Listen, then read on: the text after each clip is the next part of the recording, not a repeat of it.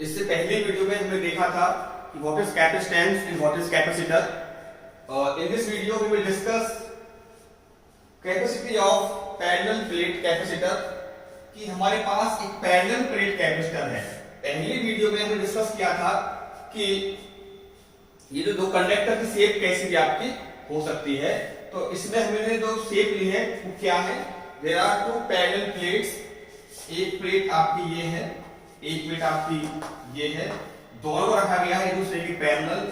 इनके बीच का जो गैप है दैट इज डी, इस प्लेट का जो एरिया है दैट इज ए, और इसका जो चार्ज है वो प्लस का क्यू है, इसका चार्ज आपका माइनस का क्यू है। इसको मैंने कर दिया है ग्राउंड से कनेक्ट, जिससे आपका जो इंडक्शन का चार्ज यहाँ पे आया था पॉजिटिव, वो कहां पहुंच जाए, ग्राउंड में। अब ये प्लेट टोटली पॉजिटिव हो गई, ये प्लेट टोटली नेगेटिव हो गई। ये जो फॉर्मूले से बन करके आया है इसका नाम मैं कहूंगा that is parallel plate capacitor. तो चूंकि पहली वीडियो में हमने देखा था capacity of any capacitor ratio of Q over V, it is the magnitude of charge on either plate, V is the potential difference between the plates of capacitor। तो simply हम यहाँ पर देख रहे हैं कि किसी प्लेट का अगर चार्ज देखा जाए वो क्या है, दैट इज Q। V का मुझे पता नहीं है अभी कितना है, लेकिन ये पता है मुझे कि V होता क्या है। V क्या है, दोनों प्लेट के बीच का पोटेंशियल डिफरेंस है। तो मुझे अभी V निकालना है। V के लिए हम देखिए थोड़ा सा, ये प्लेट आपकी पॉजिटिव प्लेट है और ये प्लेट आपकी नेगेटिव प्लेट है। तो इन प्लेट के बीच में एक आपका इलेक्ट्रिक फील्ड सेटअप हो जाएगा। तो ये हमने गॉस थ्योरम के एप्लीकेशन में देखा था कि शीट्स के बीच में आपको जो इलेक्ट्रिक फील्ड मिलेगा वो मिलता है sigma upon epsilon not, where sigma is equal to Q over A। Q का मतलब क्या है, charge on either plate, A area of plate, A का मतलब आपका एरिया ऑफ प्लेट, Q का मतलब चार्ज ऑन प्लेट। तो ये सिग्मा अपॉन एप्सिलॉन आपको मिल जाएगा electric field between the plates. तो ये फील्ड कैसा होगा, ये फील्ड आपका होगा यूनिफॉर्म। तो अब देखिए ये आपका एक यूनिफॉर्म इलेक्ट्रिक फील्ड है। ये पॉइंट अगर आपका A है, ये पॉइंट आपका B है, ये गैप D है, तो A और B के बीच का जो पोटेंशियल डिफरेंस आपको मिलता है V, it is equal to ED। ये कहां से हमको मिल रहा है, इसके लिए आपको देखनी पड़ेगी हमारी video relation between V and E, electric potential and electric field. उस वीडियो में आपको इसका पूरा सिस्टम समझ में आ जाएगा कि कहां से आया है। तो E यूनिफॉर्म होना चाहिए। यूनिफॉर्म इलेक्ट्रिक फील्ड में आपके दो पॉइंट A B हैं जिनके बीच का गैप D है, तो इन दोनों पॉइंट के बीच का पोटेंशियल डिफरेंस आपको मिलेगा V equal to E into D।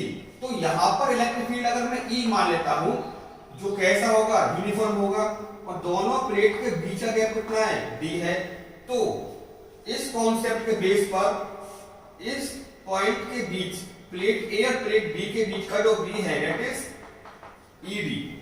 ये क्या है, potential difference between the plate.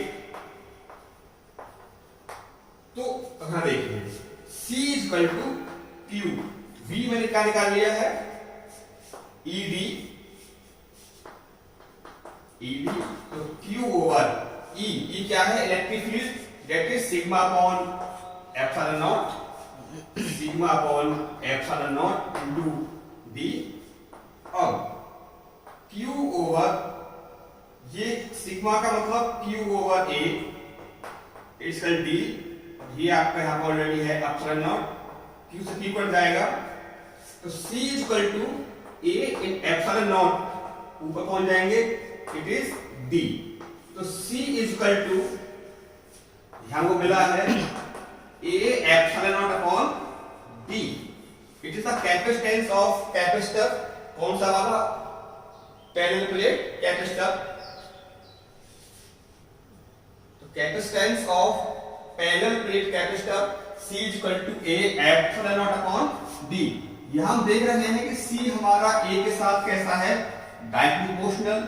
It means जितना ज्यादा बड़ा एरिया होगा प्लेट का उतना ज्यादा आपका होगा कैपेसिटेंस।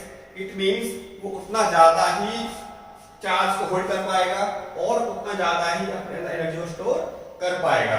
दूसरी बात, यही आपका कैपेसिटेंस है, गैप बिटवीन द प्लेट के कैसा है, इनवर्सली प्रोपोर्शनल। यहां पर हमने देखा था A बढ़ेगा तो C बढ़ेगा, यहां पर हम देख रहे हैं कि D अगर आपका बढ़ता है तो C आपका कम होगा, D आपका कम होगा तो C आपका बढ़ेगा। इसीलिए पैरेलल प्लेट्स का जो गैप है D वो हम रखते हैं बहुत ही ज्यादा कम, जिससे क्या हो, कैपेसिटी उसकी बढ़ जाए। तो कैपेसिटी को हमें बढ़ाना है तो क्या करेंगे, एरिया ऑफ प्लेट रखेंगे large and gap between the plate should be very very less.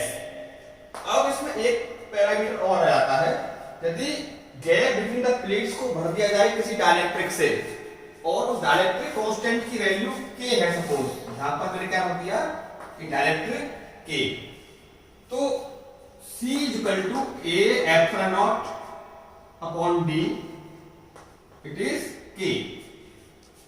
तो k की value for air it is equal to 1 and k की वैल्यू फॉर मेटल की बात करें दैट इज इंफिनिटी। तो किसी और डाइलेक्ट्रिक की वैल्यू, किसी भी डाइलेक्ट्रिक की वैल्यू हमेशा एक से बड़ी होगी। तो यहां पर हम एक बात और देख रहे हैं कि C directly proportional to dielectric constant K। तो डाइलेक्ट्रिक कांस्टेंट इंसर्ट क्यों किया जाता है, जिससे उसकी कैपेसिटी बढ़ जाए। तो यहां पे हमने भी देखा है एक चीज है, तो आप कहोगे प्लेट का area, gap between the plates and dielectric placed between the plates of capacitor. तो C equal to A epsilon not upon D and K। यदि आपसे कहा जाए आपके पास एक कैपेसिटर है, आपको ना तो इसका बढ़ाना है प्लेट का एरिया, ना इसका गैप को चेंज करना है, और आपको इसका जो कैपेसिटी है वो इंक्रीज करना है, तो क्या करोगे आप, इसके बीच में डायरेक्ट को इंसर्ट कर दोगे। ठीक। दूसरी बात, आपसे कहा जा सकता है क्या हम ऐसा कोई कैपेसिटर बना सकते हैं जिसकी कैपेसिटी इनफाइनाइट हो, इनफाइनाइट चार्ज स्टोर कर सकता है। तो ये संभव है। क्यों संभव है, क्योंकि हमको पता है कि मेटल का डाइलेक्ट्रिक कांस्टेंट कितना होता है, इंफिनिटी। यदि मैं इस कैपेसिटर के बीच में कोई मेटेलिक वायर से कनेक्ट कर देता हूं दोनों प्लेट्स को, या यहां पर कोई मेटल का से इसको फील्ड कर देता हूं, तो इसकी कैपेसिटी हो जाएगी मेरी इंफिनिटी। क्यों हो जाएगी, बिकॉज K की value for metal is infinity. तो मेटल से भरे हुए कैपेसिटर या जिस कैपेसिटर की both plates are connected with metal और मेटेलिक वायर से कनेक्ट हो, तो इसका क्या होगा, कैपेसिटेंस इंफिनिटी होगा। तो गैप तो कम होना चाहिए प्लेट्स के बीच का, और एरिया ज्यादा होना चाहिए। डाइलेक्ट्रिक से भर के क्या कर सकते हैं, कैपेसिटी को बढ़ा सकते हैं।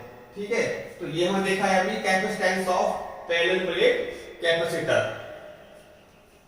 Thank you.